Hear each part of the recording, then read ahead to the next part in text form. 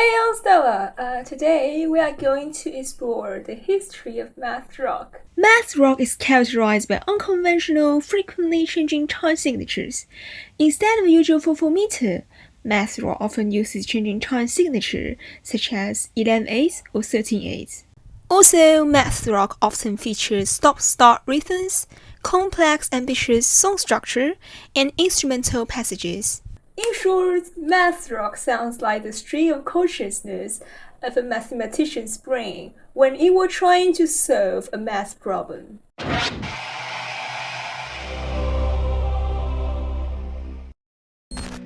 Right. Let's do the math.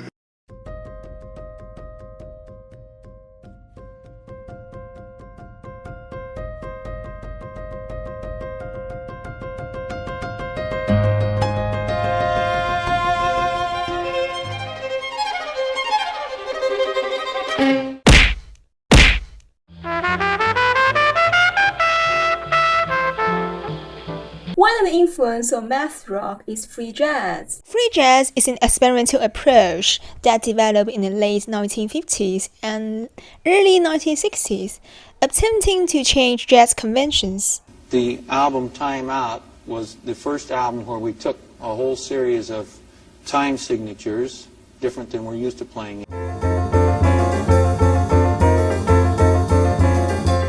The jazz used to challenge the public and make them think in terms more advanced rhythmically than they were used to thinking in. Mm-hmm. In the 20s, it was hard to get a group of people to clap on 2 and 4. 1, 2, 3, 4. This was difficult. Mm-hmm. The harmonic approach was polytonality. Rhythmically, I wanted to do things polyrhythmically because I thought jazz was much too tame.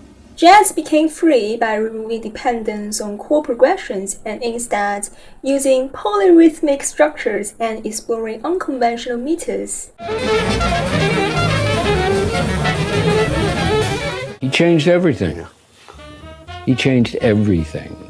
The whole approach, the way of looking at it, the style of it, the sound. In 1968, Miles Davis had been listening to Jimi Hendrix and Sly and the Family Stone, which influenced later album Bitches Brew, released in 1970, mixing jazz with rock arrangements.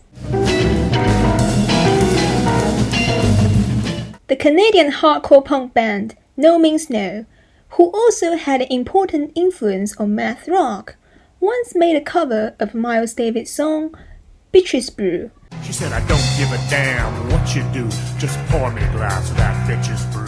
The guitarist and the drummer of the album Bitches Brew, John McLaughlin, and Billy Coleman later went on to form the jazz fusion band Mahavishnu Orchestra, a band that had lasting impact on Black Flag, Dissonant, and math rock representative Polvo. For example, Black Flag's instrumental album, The Process of Weeding Out from 1985, sounds as if free jazz were masquerading as instrumental rock. King Crimson's album In the Court of the Crimson King from 1969 is not only one of the earliest and most influential progressive rock albums, but it's also an early progenitor of math rock. If it sounded at all popular, it was out. So it had to be complicated, it had to be more expensive chords, it had to have strange influences. If it sounded like too simple, we would make it more complicated. We'd play it in 7/8 or 5/8 just to show off. King Crimson's magical complexity and the exploration of innovative structures has influenced many representative math rock bands, such as Don Caballero, Slint, Battles, Terra Mellows. Some other 60s, 70s musical acts who have also experimented with unusual meters and structures are Frank Zappa, Captain Beefheart, Emerson Lake Palmer, Pink Floyd, Yes, Gone, etc.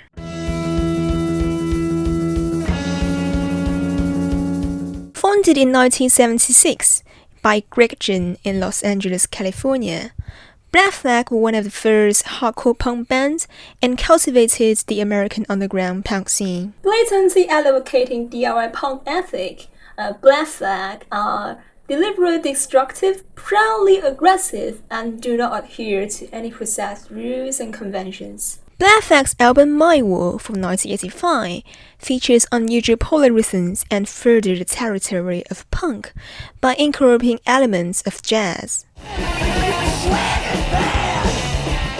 Modern math rock and Black Flag have also greatly influenced grunge, stoner, and sludge metal. The founder of Black Flag, Greg Ginn, might as well be one of the most important figures in alternative rock.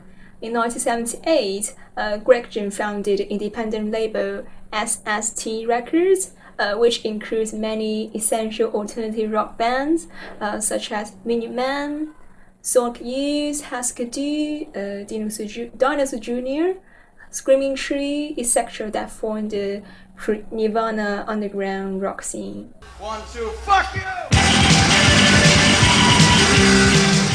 Perhaps the most essential record label in the history of math rock is Touch and Go Records, based in Chicago. Many math rock bands were founded in Chicago or other Midwestern cities. Steve Albini, also based in Chicago, is an influential figure in math rock, both as a musician and as a sound engineer. Steve Albini's bands, Big Black, Rhythmic, and Shellac, like to approach controversial topics such as murder, violence, and revenge with monolithic dissonance that you almost doubt if Steve Albini took pleasure in making people uncomfortable. Steve Albini thinks the beautiful is the hypocritical facade, and the ugly is the hidden truth.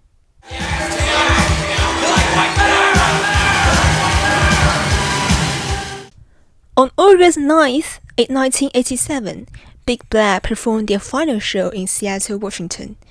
Among the audience were Mark Arm of Mudhoney and Kurt Cobain of Nirvana.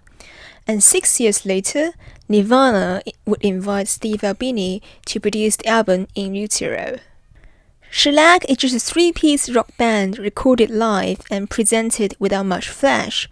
My preference is for a very straightforward, very unembellished recording. That's the way I like to hear music.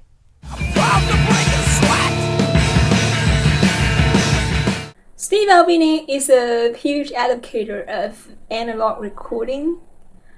I'm not technical, but I think there is a certain dynamic in Steve Albini's produced album that I can't explain. To go to Steve Albini's engineered record discography is a great way to discover music. Steve Albini's connections can be heard in Louisville-based band Bastro, who played a typical fast, loud, aggressive hardcore. Bastro's members later also participated in different math rock indie rock groups such as Beach Magnets, Tortoise, Gaster del Sol, and the Sea and Cake. Slint, Bastro, and June at 44 are all formed in Louisville, Kentucky. This is the greatest place on earth. Slint's debut album, Tweez, features Big Black influenced industrial darkness and alienation. Funny. Kind of weird. Shorty, scathing, visceral noise on the borderline of derangement. The vocalist and the guitarist of Shorty later went on to form the math rock band US Maple.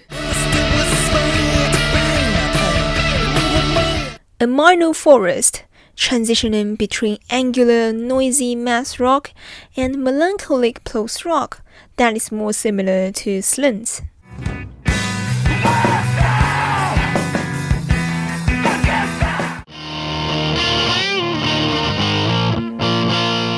Before early 80s, the band who played old rhythms in underground rock were mostly tagged as hardcore or post-hardcore. But something new in the hardcore scene was already there, but it just needed a name. Matt Sweeney of the Matador indie rock band Chavez once told where the term math rock originated. It was invented by a friend of ours as a derogatory term, but his whole joke is that he would watch the song and not react at all, and then take out his calculator to figure out how good the song was. So he would call it math rock, and it was a total diss, as it should be. Don Caballero, formed in 1991 in Pittsburgh, are the very representative essential math rock band. Different from most of the post-hardcore, Don Caballero is entirely instrumental band. Don Caballero have also removed hardcore's human touch and sound more like a well-programmed, high-functioning machine.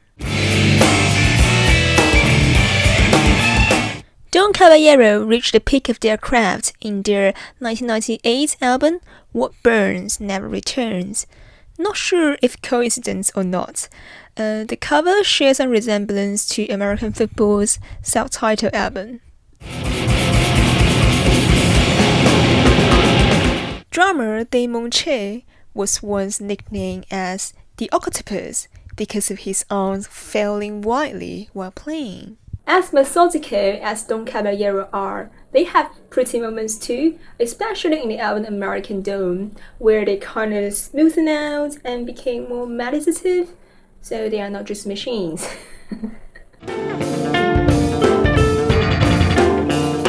The guitarist of Don Caballero, Ian Williams, later went on to form the influential experimental rock band Battles. Another representative math rock band is a band that I like a lot personally, called Polvo from Chapel Hill, North Carolina. Polvo are a mix of harsh, quirky, instrumental mathy passages and strangely beautiful melodies. Compared to Don Caballero, they are closer to lo-fi slacker rock, such as Pavement.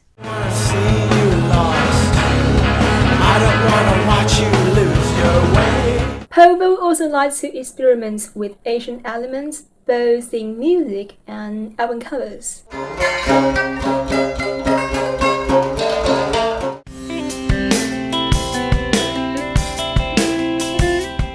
Emo math, as the name suggests, is a type of emo music but with a touch of math rock instrumentation. It's more melodic and more sentimental than the typical math rock. The feels are even more important than technical skills. Cap'n Jazz narrates the angst and anxious uncertainty of growing up like no other. American football also immediately transported to the ending of that 17-year-old summer. But honestly, it's not just for me.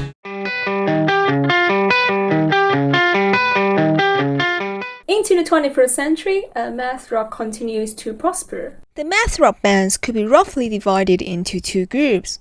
One group tend to have cleaner, twinkly guitar tones, more melodic and closer to post-rock instrumental development, such as Giraffes, Piglets, This Town Needs Gum, And So I Watch You From Afar, Tron, Clever Girl, etc. Another group are more rooted in hardcore punk and are certainly noisier, faster and more aggressive, such as Lightning Bolt, Hella, Battles, Terra Mellows, Black Midi, etc. Math rock in Asia also witnesses a popularity and impact, mostly in Japan, China, and Taiwan. For example, Toe, Light, Mouse on the Keys, Chicos, Elephant Gin, and Chinese football. Most of these bands belong to the first group of softer math rock and at times have a subtle, zen, serene quality to them. It's funny how math rock is having a scene in Asia and accidentally kind of play into the stereotype of Asians being good at math. I'm not good at math, by the way. In general, the history of math rock is the history of breaking rules and conventions and full of adventurous creativity. From Chuck Berry to Hella, what a ride it has been! Wow! Okay, so that's about the history of math rock. If you like this video, please give me a like button down below, and you're also welcome to share your thoughts in the comments down below as well. Actually, this video has been taking me quite some time to prepare. It's partially because I was kind of mentally occupied with other things, but also because there's so many bands in this catalog included. Yeah. But anyway, I hope you like it, and I'll see you in the next video. Alright, see you. Bye bye.